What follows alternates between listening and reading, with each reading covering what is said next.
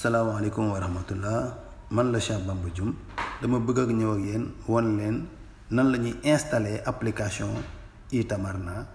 boo koy télécharger ci Play Store wala App Store bu dee ko amee iPhone. bu ko defee da nga koy rechercher daal di tapper tur wi rek Itamarna soo ko bindee daal di koy rechercher mu indil la application bi. comme nii nga gis ko bind na ko en arabe te moo am kaaba gi nga daal di koy télécharger. léegi nag da ngay cliquer ci image bi am kaaba gi mu léegi nag mu daal lay indil langue nga sélectionné daal di def apply mu daal lay wax ne la ndax new user la mooy ku bees la boobu ngay jël new user mu indil la nag léegi ne la ndax am nga tawakal naa ba pare nga daal ne ko waaw.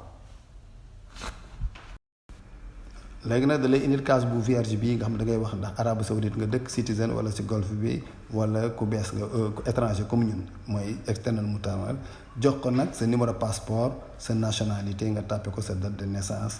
sa email information yooyu la lay laaj nationalité nga tàppe Sénégal.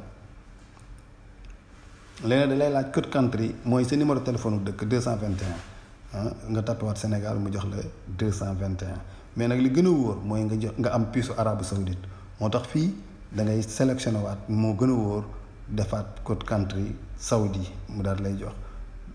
966 nga daal koy jox numéro téléphone bi nga am mooy bu Arabie Saoudite looloo gën a wóor daal di dugal nag sa email daal di dugal sa mot de passe bu bees daal di valider mooy accepter daal di def registre mu jeex asalaamaaleykum wa rahmatullah